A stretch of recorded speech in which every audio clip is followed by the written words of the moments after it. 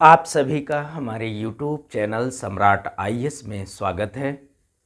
आज हम सब के लिए एक विशेष दिन है जहां पर हम आप सब दिवाली मना रहे हैं और आप सभी को इस प्रकाश पर्व दीपावली की बहुत बहुत सारी शुभकामनाएं। आपके जीवन में यूं ही प्रकाश बिखरता रहे और आप निरंतर आगे बढ़ें। इन्हीं शुभकामनाओं के साथ आज हम अपने नए विषय के साथ नया वीडियो लेकर के आए हैं। वो विषय क्या है? जीव विज्ञान यानी बायोलॉजी। और बायोलॉजी में आज हम अपना पहला टॉपिक आपके लिए जीवों में जनन, इस टॉपिक पर हम लोग डिस्कस करेंगे और इसे समझने की कोशिश करेंगे। यह टॉपिक जो नीट की तैयारी कर रहे हैं उनके लिए महत्वपूर्ण हो सकता है। इसके साथ साथ वह स्टूडेंट जो 11 और 12 की बोर्ड परीक्षाओं का एग्ज़ाम देंगे उनके लिए भी महत्वपूर्ण हो सकता है। इसके साथ साथ यह वीडियो उन स्टूडेंट्स के लिए भी महत्वपूर्ण हो सकता है जो आईएएस और पीसीएस की परीक्षाओं को दे रहे हैं। वहाँ पर इनके लिए सामान्य अध्ययन के पेपर में यह टॉपिक अत्यंत महत्वपूर्ण हो सकता है। चलिए आइए देखते हैं कि जीवों में जनन, इसे किस प्रकार हम समझते हैं।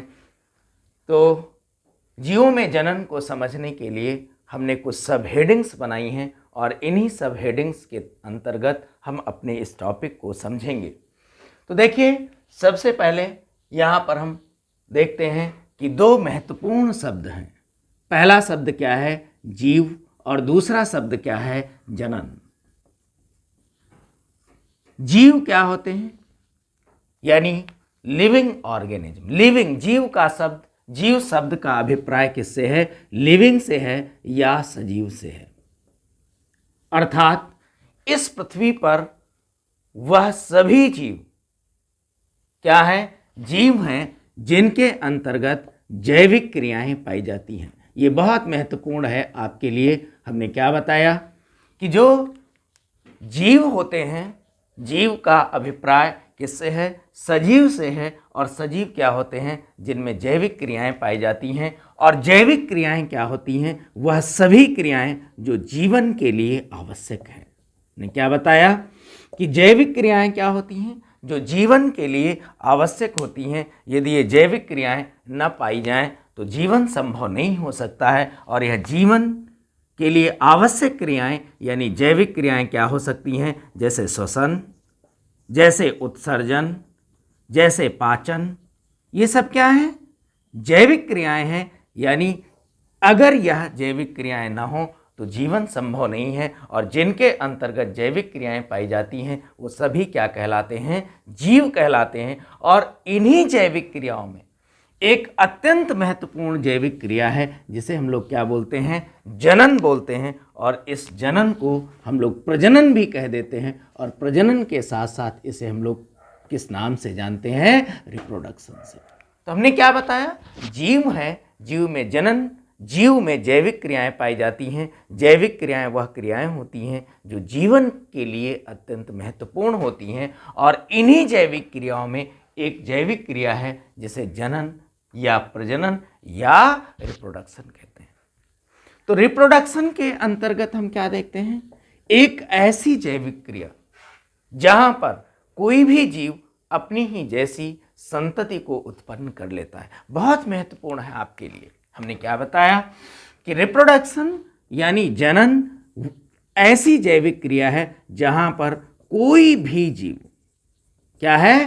कोई भी जीव अपनी ही जैसी संतानों या संतति को उत्पन्न कर लेता है। ऐसी जैविक क्रिया को हम लोग क्या बोल देते हैं? रिप्रोडक्शन या जनन। इस संपूर्ण जीव जगत में दो ही कैटेगराइज होती हैं सजीवों की, जिनमें से एक को कहते हैं जंतु और दूसरे को क्या कहते हैं? वनस्पति। यानी सामूहिक रूप से हम जंतु और वनस्पति में क्या देखेंगे? जनन या प्रजनन या रिप्रोडक्शन कि वह कौन कौन सी विधियां हैं जहां पर कोई भी जीव यानी जंतु या वनस्पति अपनी ही जैसी संतानों को उत्पन्न कर लेता है। तो इस संपूर्ण टॉपिक को हमने कुछ सेगमेंट्स में आपके लिए डिवाइड किया है, जैसे जनन की परिभाषा, जनन की विधियां, और जनन की विधियों को हमने मुख्यतः 3 भागों में डिवाइड किया है आपके लिए। पहली विधि जिसे हम लोग कहते हैं कायिक जनन, और दूसरी विधि है जिसे हम लोग कहते हैं अलैंगिक जनन, और तीसरी विधि क्या है, लैंगिक जनन। कायिक जनन सामान्यतः पौधों में ही पाया जाता है, और यह 2 प्रकार से होता है। पहला क्या है, प्राकृतिक, और दूसरा क्या है, कृत्रिम। और प्राकृतिक अगर कायिक जनन की बात करेंगे तो हमने क्या बताया, मुख्यतः पौधों में ये प्रक्रिया होती है, और किसी भी पौधे के मुख्यतः 3 भाग होते हैं। पहले भाग को हम लोग क्या बोलते हैं, जड़ बोलते हैं, और दूसरे भाग को क्या बोलते हैं, तना, और तने के ऊपर ये क्या पाई जाती हैं, पत्तियां पाई जाती हैं। तो इस प्रकार कायिक जनन मुख्यतः पौधों में होता है। तो हम देखेंगे कि जड़ें किस प्रकार कायिक जनन की प्रक्रिया को संपूर्ण करती हैं, या तनों से किस प्रकार कायिक जनन पौधों में होता है, और तीसरा अगला हम क्या देखेंगे कि पत्तियां किस प्रकार कायिक जनन में सक्रिय भूमिका को निभाती हैं। तो प्राकृतिक विधि के साथ साथ कायिक जनन का एक अगला प्रकार है जिसे हम कहते हैं कृत्रिम विधि, और प्राकृतिक विधियों में जड़ों के द्वारा देखेंगे, तनों के द्वारा देखेंगे, पत्र कलिकाओं या पत्तियों के द्वारा कायिक जनन देखेंगे। मुख्यतः तनों के द्वारा जब हम कायिक जनन देखेंगे तो इसमें हम समझने की कोशिश करेंगे कि राइजोम यानी राइजोम, घन कंद, कॉर्म, सल्क कंद, बल्ब, कंद, ट्यूबर, अंतः भूस्थारी सकर्स, ऊपरी भूस्थारी रनर, और भूस्थारी स्टोलन, ये तने के रूपांतरित भाग हैं, और किस प्रकार पौधों में ये कायिक जनन की प्रक्रिया को संपन्न करते हैं। इसके अलावा कृत्रिम विधियों में भी हम देखेंगे, जिसमें हम देखेंगे कि किस प्रकार हम कलम के द्वारा, रोपण विधि के द्वारा, शाखा बंधन, कली और दाब के साथ साथ गुटी बंधन के द्वारा हम कायिक जनन किस प्रकार होता है या किया जा सकता है, इस प्रक्रिया को हम देखेंगे।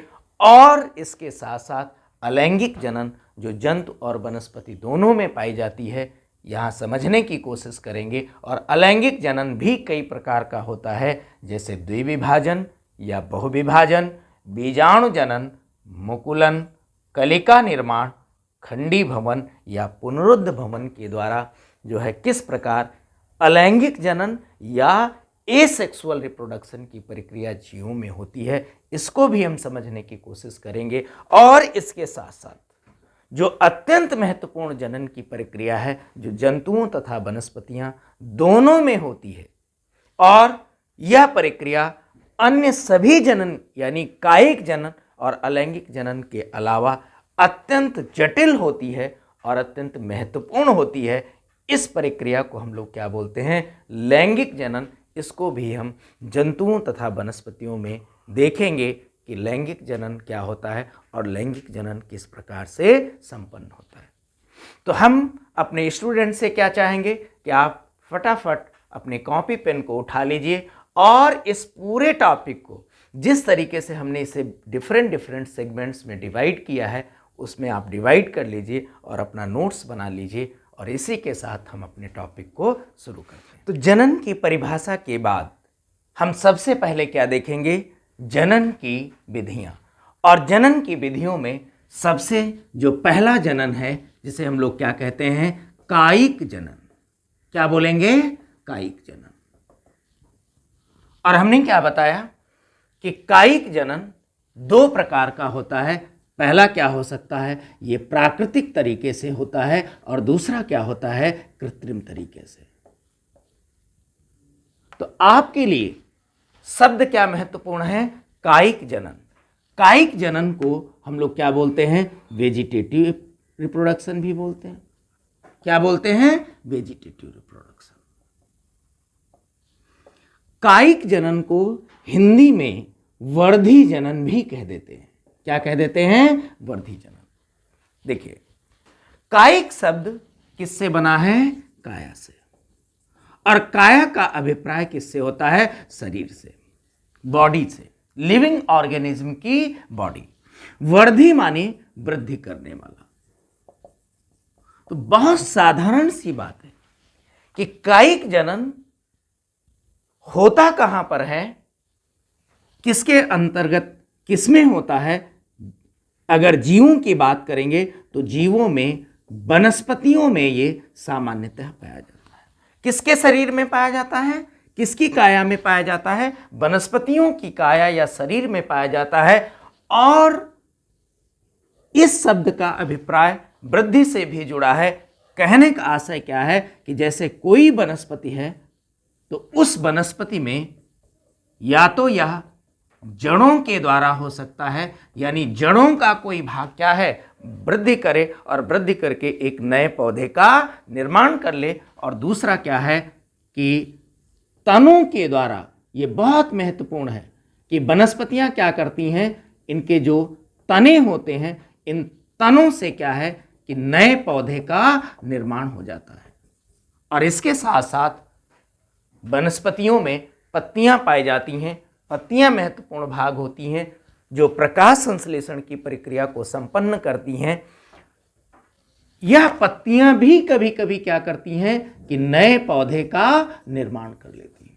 तो इस प्रकार हमने क्या देखा, कायिक जनन जिसे वेजिटेटिव रिप्रोडक्शन कहते हैं, जिसे वर्धी जनन कहते हैं, यह सामान्यतः वनस्पतियों में पाया जाता है। और वनस्पतियों के मुख्यतः 3 पार्ट होते हैं। वनस्पति, कोई भी वनस्पति जड़, तना और पत्तियों से बनी होती है। जड़, तना या पत्तियों का कोई भाग नए पौधे का निर्माण कर ले तो इस प्रकार के जनन को हम लोग क्या बोलेंगे, कायिक जनन। तो सबसे पहले कायिक जनन की अगर बात करेंगे तो हम किसकी बात करेंगे कि जड़ों के द्वारा कायिक जनन। किसके द्वारा समझेंगे? जड़ों के द्वारा कायिक जनन।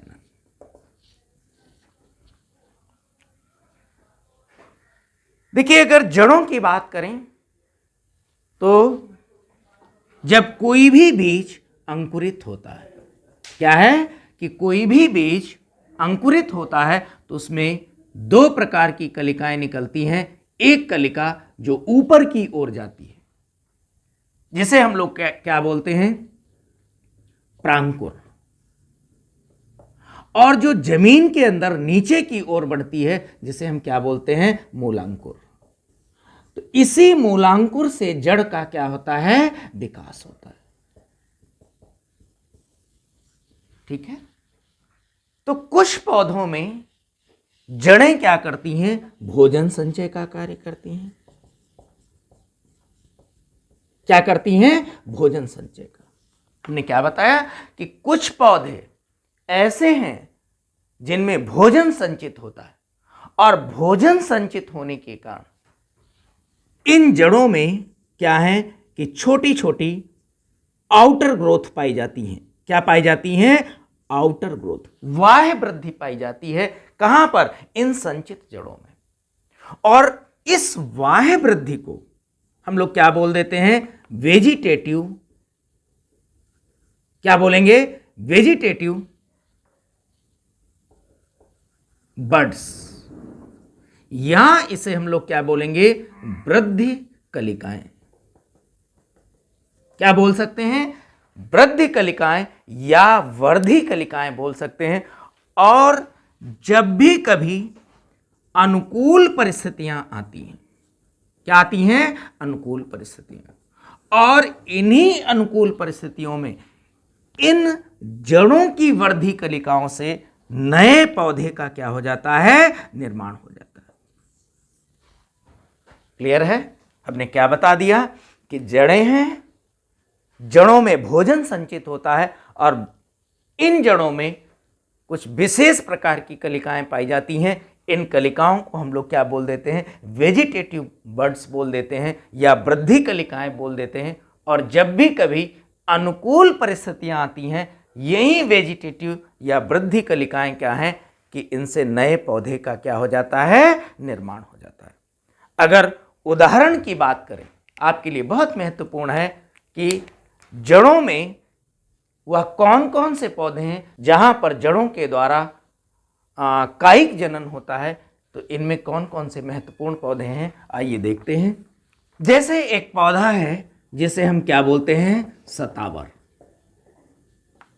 आपके लिए बहुत महत्वपूर्ण हो सकता है, इसे याद रखिएगा। सतावर, सतावर को हम लोग क्या बोल देते हैं, एस्पैरेगस। क्या बोलेंगे, एस्पैरेगस। सतावर के साथ साथ एक दूसरा पौधा है जहां पर जड़ों के द्वारा कायिक जनन हो जाता है, उस पौधे का नाम है शकरकंद। क्या नाम है, शकरकंद। इसे हम लोग क्या बोल देते हैं, आइपोमिया। क्या बोलेंगे, आइपोमिया। यह भी आपके लिए क्या है, महत्वपूर्ण है, ये बॉटनिकल नेम है। और एक और पौधा है जहां पर जड़ों के द्वारा कायिक जनन देखा गया है, जिसका नाम है डहेलिया। क्या नाम है, डहेलिया।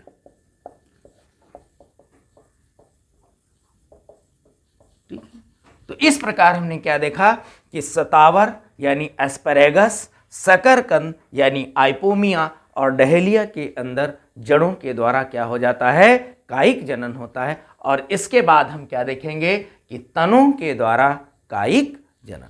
अभी हमने आपको थोड़ी देर पहले बताया था कि जैसे एक कोई बीज है, जब वो अंकुरित होता है तो नीचे की ओर क्या होता है, मूलांकुर, और ऊपर की तरफ क्या होता है, प्रांकुर। यही प्रांकुर आगे बढ़ करके पौधे का क्या बनाता है, तना बनाता है। हम क्या देख रहे हैं, तनों के द्वारा कायिक जनन। समझते हैं, देखिए तने की अगर महत्वपूर्ण विशेषताओं की बात करें तो तना क्या है कि तना पौधे को क्या करता है, सामान्य रूप से सीधा खड़ा रखता है। कुछ अगर तनों की बात कर छोड़ दें, जैसे दूब घास आदि, ये क्या है कि वर्टिकल इन डायरेक्शन में तो नहीं होते, लेकिन अधिकांशतः जो बड़े पौधे होते हैं उसमें तना क्या है, पौधे को सीधा खड़ा रखता है। तने के ऊपर शाखाएं और पत्तियां पाई जाती हैं।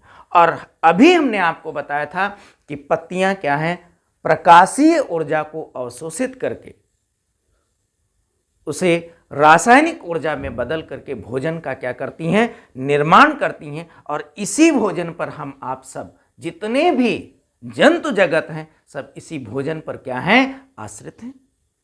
इन्हीं वनस्पतियों पर हम आप सब आश्रित हैं भोजन के लिए। इसीलिए पारिस्थितिकी तंत्र में जंतुओं को उपभोक्ता कहा जाता है और वनस्पतियों को उत्पादक कहा जाता है। चलिए, वो एक अलग टॉपिक है, वहां पर हम लोग समझने की कोशिश करेंगे। हमने क्या बताया, प्रांकुर है और प्रांकुर पर क्या है, तना निर्मित होता है और तने पर शाखाएं और पत्तियां निर्मित होती हैं। और तना मुख्यतः क्या करता है कि पौधे को, बड़े पौधों को, जो बड़े आकार के पौधे होते हैं उनको क्या है, सीधा खड़ा रखता है। जो बहुत महत्वपूर्ण बात है आपके लिए, यहां पर तने पर नोड और इंटरनोड पाई जाती हैं। क्या पाई जाती हैं, नोड और इंटरनोड। नोड को पर्व संधियां कहा जाता है। क्या कहा जाता है, पर्व संधियां। और इंटरनोड को पर्व कहा जाता है। समझ लीजिए इस बात को, यहीं से कायिक जनन की शुरुआत होती है। जैसे कोई भी तना है, आप गन्ना देख लीजिए। क्या देख लें, गन्ना। जब आप गन्ना देखेंगे तो गन्ना कुछ इस तरीके से होता है और उसमें ये डिफरेंट कुछ थोड़ी थोड़ी दूर पर क्या है, गांठें पाई जाती हैं। इन गांठों को क्या कहा जाएगा, नोड कहा जाएगा। कोई भी तना आप ले लीजिए, अरुई ले लीजिए, आलू ले लीजिए, तो उसमें क्या है कि गांठें पाई जाती हैं। इन गांठों को क्या कहा जाता है, नोड कहा जाता है। और दो नोड के मध्य, एक ये गांठ हो गई और दूसरी ये गांठ यानी नोड हो गई। दो नोड के मध्य क्या है, इंटरनोड या पर्व। नोड यानी पर्व और दो पर्व के मध्य, पर्व नोड यानी पर्व संधियां और दो पर्व संधियों के बीच में क्या है, पर्व यानी इंटरनोड पाए जाते हैं। और इन्हीं गांठों से कायिक जनन की प्रक्रिया की शुरुआत होती है। अगली बात आपको क्या समझना है कि ये जो तना है इसमें रूपांतरण देखने को मिलता है। क्या मिलता है? रूपांतरण। तने क्या करते हैं कि परिस्थितियों के अनुसार अपने रूप में परिवर्तन कर लेते हैं, और यह रूपांतरण किस रूप में हो सकता है? आपके लिए बहुत महत्वपूर्ण है। राइजोम के रूप में हो सकता है, घनकंद के रूप में हो सकता है, सलकंद के रूप में हो सकता है, कंद के रूप में हो सकता है, अंतः भूस्तरी, ऊपरी भूस्तरी और भूस्तरी के रूप में तने में रूपांतरण देखा जाता है। तो सबसे पहले हम किसकी बात करेंगे? राइजोम। तो हमने अभी आपके लिए बताया कि राइजोम क्या है? तने का रूपांतरण है। देखते हैं। तो सबसे पहले हम क्या समझेंगे? प्रकंद, या इसे हम लोग क्या बोलते हैं? राइजोम। देखिए, जो पहली बात आपको समझनी है वो क्या है कि प्रकंद एक प्रकार का क्या है? तने का रूपांतरण है। तने का रूपांतरण है। दूसरी बात आपको क्या समझनी है कि जो राइजोम होता है यह सामान्यतः भूमिगत होता है। भूमिगत होता है यानी जो मृदा का सरफेस है, मिट्टी का जो ऊपरी भाग है, उसके नीचे अंडरग्राउंड अर्थात जमीन के अंदर, सामान्यतः मैं कह रहा हूं जमीन के अंदर विकसित होता है। राइजोम के संबंध में आपको और क्या बात समझनी है? भूमिगत होता है, इसके साथ साथ यह क्षैतिज दिशा में वृद्धि करता है। क्षैतिज दिशा का मतलब क्या हुआ? ऐसे वर्टिकल यानी ऊर्ध्वाधर, जैसे ये मृदा है, मिट्टी है, ये तो इसमें जो तना है वो कैसे वृद्धि करेगा? क्षैतिज, वर्टिकल नहीं, ऊपर की ओर नहीं। ये कैसे वृद्धि करता है? क्षैतिज दिशा में। ये विशेषता होती है किसकी? राइजोम या प्रकंद की। ठीक है। इसके साथ साथ हम अगली बात आपको क्या समझनी है कि इस तने में भोजन संचित होता रहता है। क्या है? भोजन संचित होता रहता है। और जो अगली महत्वपूर्ण बात है वो क्या समझनी है कि इसमें नोड और इंटरनोड पाई जाती हैं। क्या पाई जाती हैं? नोड और इंटरनोड पाई जाती हैं। नोड माने पर्व संधियां, और इंटरनोड माने इसका मतलब क्या हुआ? पर्व। ठीक है। जो गांठें होती हैं उसे अभी मैं बता चुका हूं नोड कहते हैं, और दो गांठों के बीच का जो स्थान होता है उसे हम लोग क्या बोलते हैं? इंटरनोड। अगली जो बहुत महत्वपूर्ण बात है कि इस तने में शल्क पत्र पाए जाते हैं। क्या पाए जाते हैं? शल्क पत्र पाए जाते हैं। ने क्या बताया कि भूमिगत होता है, क्षैतिज दिशा में वृद्धि होती है, नोड और इंटरनोड पाई जाती हैं, और इसके अलावा इसमें क्या है? शल्क पत्र पाए जाते हैं। बहुत महत्वपूर्ण बात है कि जैसे ही अनुकूल परिस्थितियां आती हैं, क्या हैं? अनुकूल परिस्थितियां। जैसे ही अनुकूल परिस्थितियां आएंगी और इन्हीं शल्क पत्रों के पास यानी कक्ष से क्या है? ये अंकुरण प्रारंभ होता है, और इसी अंकुरण के साथ फिर क्या है कि नए पौधे का निर्माण हो जाता है। ठीक है। नए पौधे का क्या हो जाता है? निर्माण हो जाता है। और जो बहुत महत्वपूर्ण बात है, अगर इसके उदाहरण की बात करें तो अदरक, हल्दी और क्या है? केला अत्यंत महत्वपूर्ण उदाहरण है किसके? राइजोम के, और यानी राइजोम अर्थात प्रकंद के। इसके बाद हम आते हैं घनकंद। क्या है? घनकंद। घनकंद को हम लोग क्या बोलते हैं? कॉर्न। क्या बोलेंगे? कॉर्न।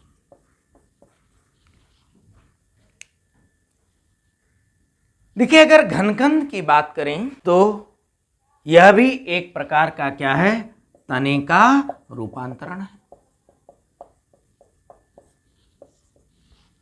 जिसमें क्या है, भोजन संचित रहता है। अगली बात क्या समझना है कि भोजन संचित रहता है।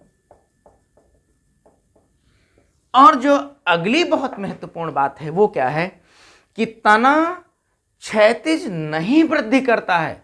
जो भूमिगत तना है, क्या है, भूमिगत तना, ये क्या है, ऊर्ध्वाधर दिशा में वृद्धि करता है, ऊपर की ओर। राइजोम में हमने क्या कहा था कि भूमिगत तना है, ये किधर वृद्धि करता है, क्षैतिज दिशा में, लेकिन यहां पर तना क्या है, ऊर्ध्वाधर दिशा में वृद्धि करता है। और इस भूमिगत तने में क्या है कि कक्षस्थ कलिकाएं पाई जाती हैं। क्या पाई जाती हैं, कक्षस्थ कलिकाएं। और जैसे ही अनुकूल परिस्थितियां आती हैं, इन्हीं कक्षस्थ कलिकाओं से नए पौधे का निर्माण हो जाता है।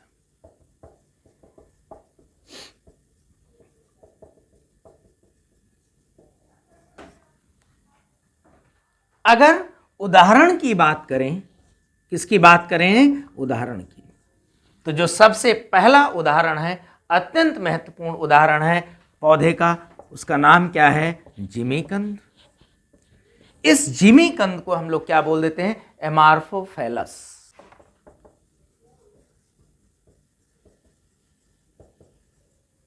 क्या बोल देंगे, एमार्फोफेलस। और इसका जो दूसरा उदाहरण है, केसर। क्या है, केसर।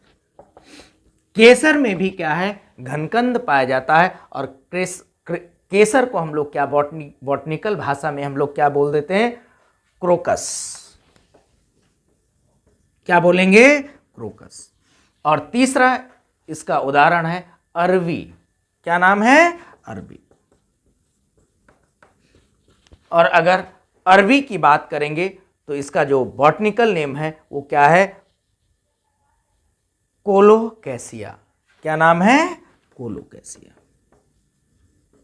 ये भी आप याद रखेंगे, ठीक है। तो इस प्रकार हमने क्या देखा कि जो घनकंद होता है यह भी एक तने का रूपांतरित भाग होता है। इस तने में जो भूमिगत तना होता है, इसमें भोजन संचित होता रहता है। और तने में जो वृद्धि होती है वो क्षैतिज दिशा में न होकर के किधर होती है, ऊर्ध्वाधर, ऊपर की ओर होती है। और इसमें कक्षस्थ कलिकाएं पाई जाती हैं। और कक्षस्थ कलिकाएं अंकुरित होकर के नए पौधे का निर्माण कर लेती हैं। और उदाहरण की बात करें तो जिमीकंद, या इसे हम लोग क्या बोलते हैं, एमार्फोफेलस। और दूसरा क्या है, केसर यानी क्रोकस। और अगला क्या है, अरुई या अरवी, जिसे हम लोग क्या बोल देते हैं, कोलोकैसिया। आइए इसके बाद हम देखते हैं सल्ककंद या बल्ब। क्या है, सल्ककंद, इसे हम लोग क्या बोलते हैं, बल्ब। ठीक है, देखिए क्या है, सल्ककंद या बल्ब। इसकी अगर विशेषताओं की बात करेंगे तो हमने क्या पहले बता चुका हूं कि ये क्या है, रूपांतरित तना है, भूमिगत तना है। क्या है, भूमिगत तना। जो अगली बड़ी महत्वपूर्ण विशेषता है वो क्या है कि तना छोटा, चपटा और तस्तरी नुमा होता है। क्या है, तस्तरी नुमा। क्या बताया कि तना छोटा होता है, तना चपटा होता है और तना तस्तरी नुमा होता है। जो बहुत महत्वपूर्ण बात है वो क्या है कि इस तने में शल्क पत्र पाए जाते हैं। और इन्हीं शल्क पत्रों में क्या है, भोजन संचित रहता है। ये बहुत महत्वपूर्ण बात है।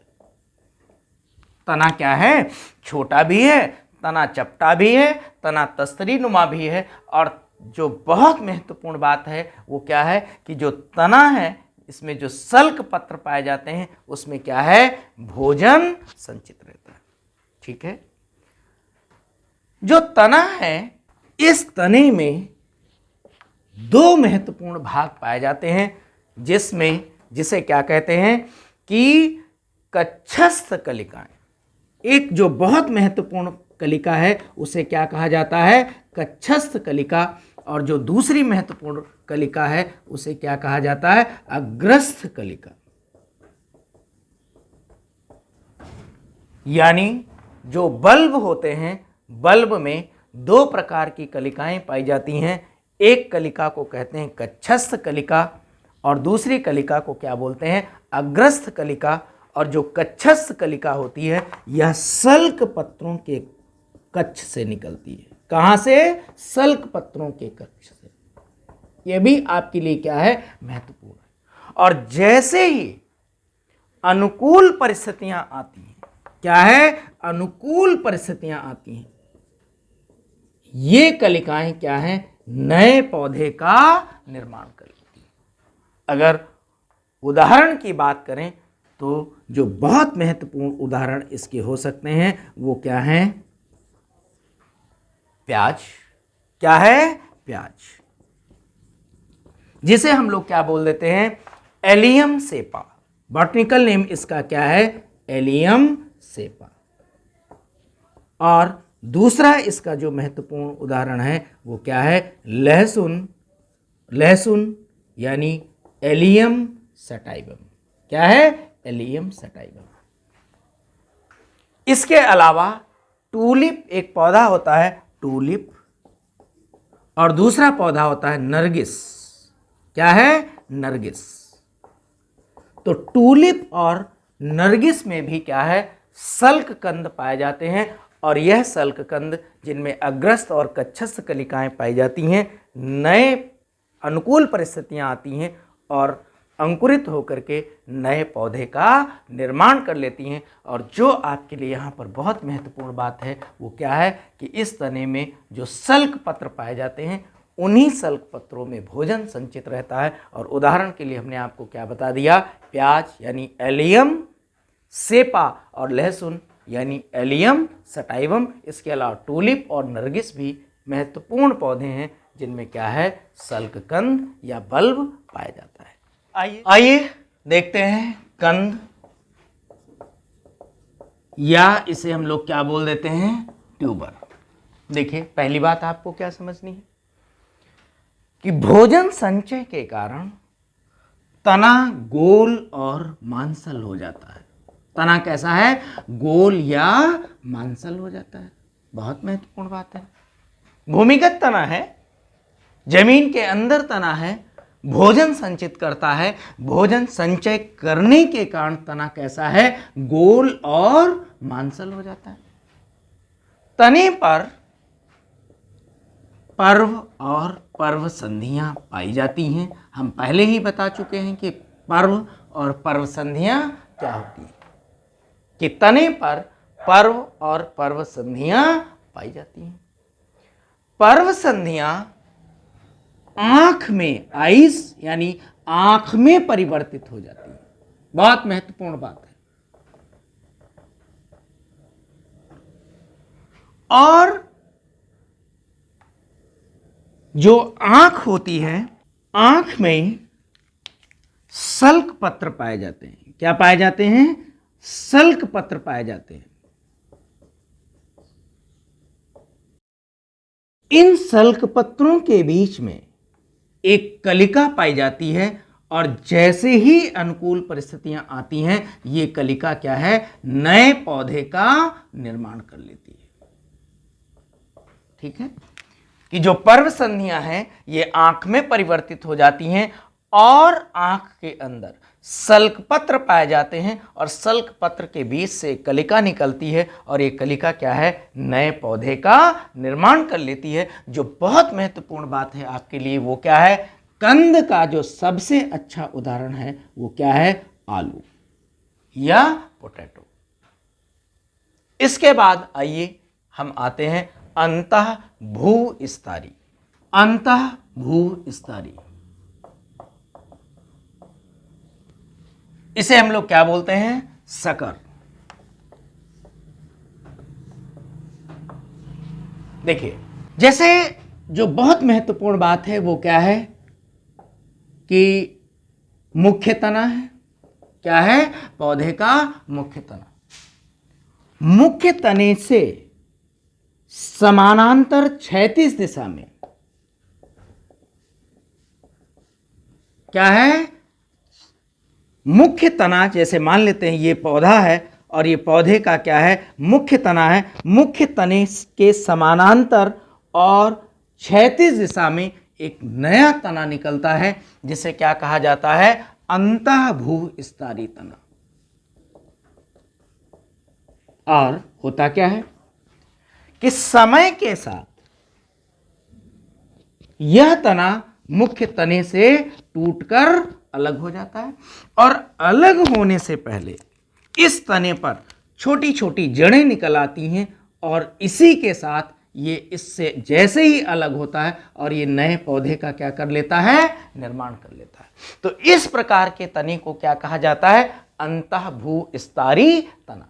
और अगर उदाहरण की बात करें तो इसका जो सबसे अच्छा उदाहरण है वो क्या है? गुलदावदी। क्या है? गुलदावदी, जिसे हम लोग क्या बोल देते हैं? क्राइसैंथेमम। गुलदावदी को हम लोग क्या बोल देंगे? क्राइसैंथेमम।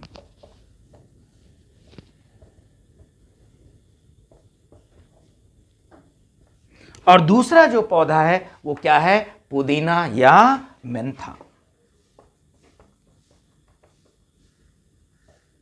क्या है? पुदीना या मेंथा। तो इस प्रकार हमने क्या देखा? जो सकर्स होते हैं, जैसे एक ये तना है और जमीन के अंदर ही ये इसके साइड से क्षैतिज दिशा में बढ़ता हुआ आगे की ओर बढ़ता है और ये जैसे अंदर से ऊपर की ओर बढ़ता है, इसमें छोटी छोटी जड़ें निकल आती हैं और इस मुख्य तने से ये टूट कर क्या है? अलग हो जाता है और अलग होकर के एक नए पौधे का निर्माण कर लेता है। हमने इसका उदाहरण क्या बताया? गुलदावदी यानी क्राइसैंथेमम, और दूसरा क्या है? पुदीना या मेंथा। इसके बाद हम दूसरा तना देखेंगे जिसका नाम है उपरिभूस्तरी या रनर।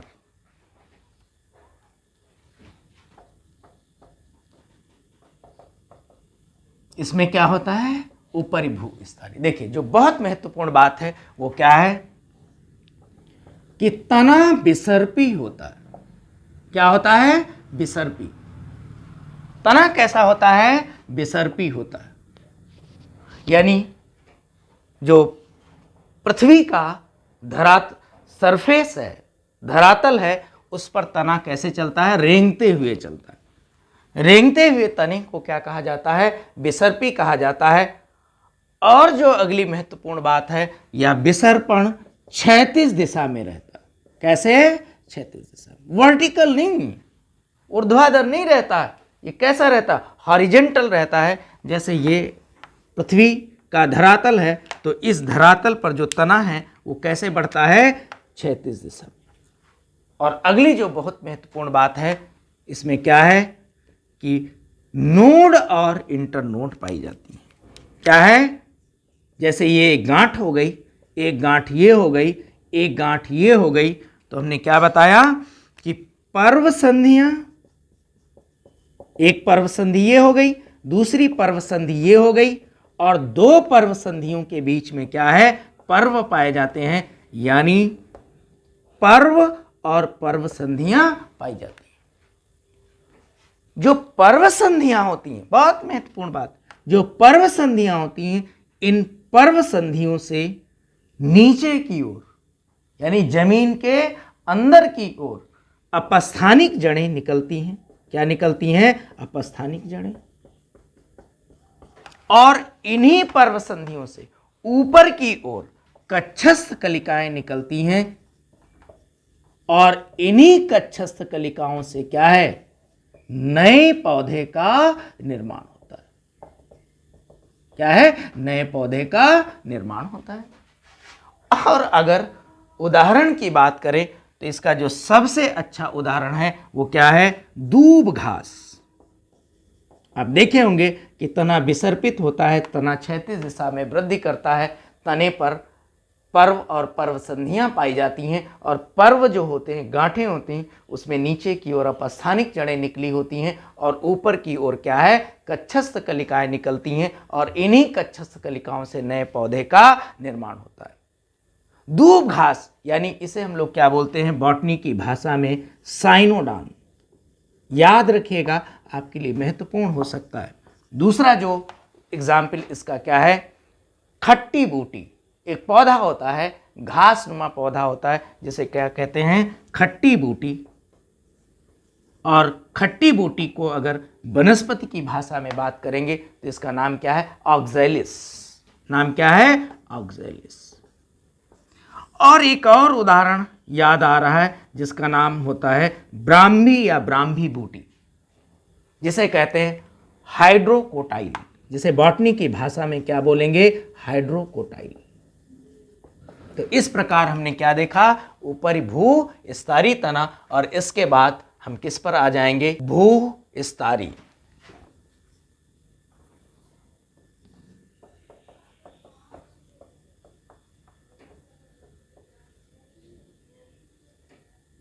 इसे स्टोलन भी कहा जाता है। आइए देखते हैं। देखिए, भूमिगत तना होता है,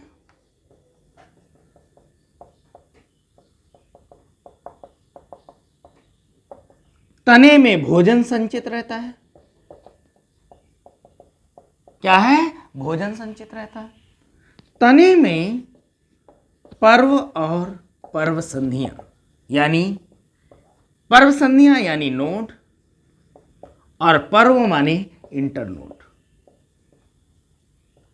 पर्व और पर्व संधियां पाई जाती हैं। जो बहुत महत्वपूर्ण बात है वो क्या है कि तना क्षैतिज दिशा में वृद्धि करता है। कैसे वृद्धि करता है, क्षैतिज दिशा में। और अगली जो बात आपके लिए महत्वपूर्ण है वो क्या है कि जो पर्व संधियां होती हैं, इन पर्व संधियों से नीचे की ओर क्या है, जो पर्व संधियां हैं, इन पर्व संधियों से नीचे की ओर अपस्थानिक जड़ें निकलती हैं। हम आगे बताएंगे कि जड़ों के प्रकार में एक प्रकार होता है अपस्थानिक और दूसरा क्या है, मूसला जड़।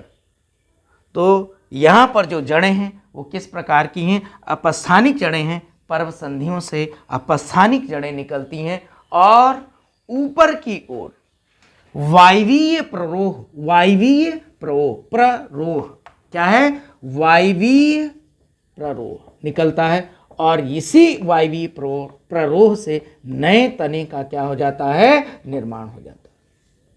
और अगर इसके उदाहरण की अगर बात करें तो म्यूसा, म्यूसा यानी केला।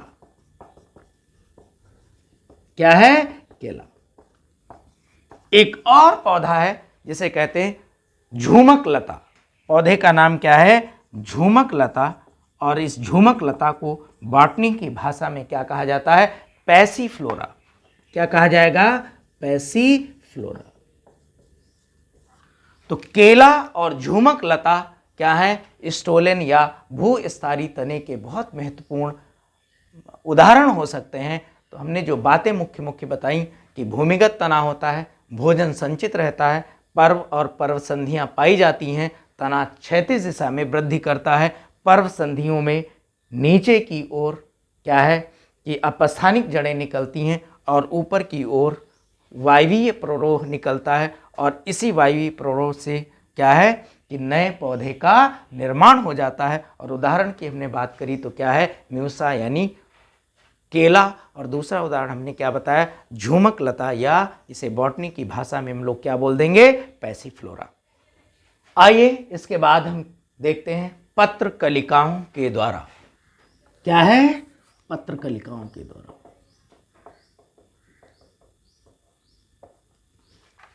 कुछ पौधे ऐसे होते हैं जिनमें पत्र कलिकाएं पाई जाती हैं। क्या पाई जाती हैं, पत्र कलिकाएं। इन पत्र कलिकाओं में भोजन संचित रहता है,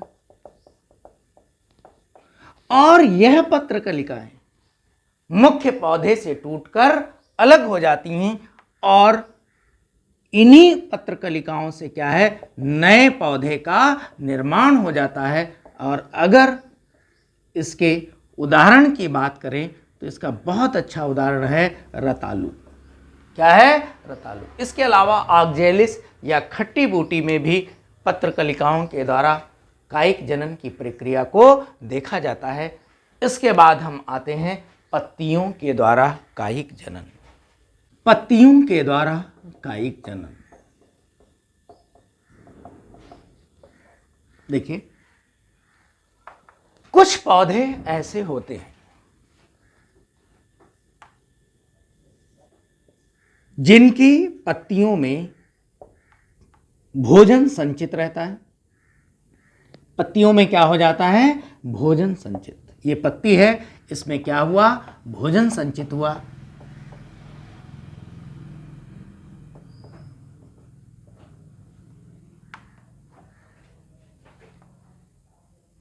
जैसे ही अनुकूल परिस्थितियां आती हैं, इन पत्तियों से क्या है कि नीचे की ओर कुछ अपस्थानिक जड़ें निकलने लगती हैं और ऊपर की ओर प्ररोह निकलता है, और यही प्ररोह क्या है? नए पौधे का निर्माण कर देता है।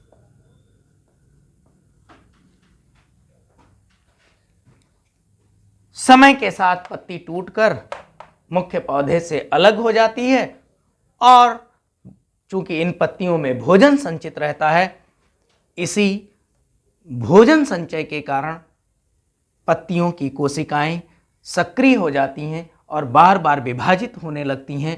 परिणाम स्वरूप नीचे की ओर अपस्थानिक जड़ें और ऊपर की ओर प्ररोह विकसित होता है, और यही प्ररोह समय के साथ नए पौधे का निर्माण कर लेता है। अगर उदाहरण की बात करें तो इसका सबसे अच्छा उदाहरण क्या है? अजूबा। इस अजूबा को ब्रायोफिलम कहा जाता है। क्या कहा जाता है? ब्रायोफिलम। और इसका जो दूसरा उदाहरण है वो क्या है? बिगोनिया।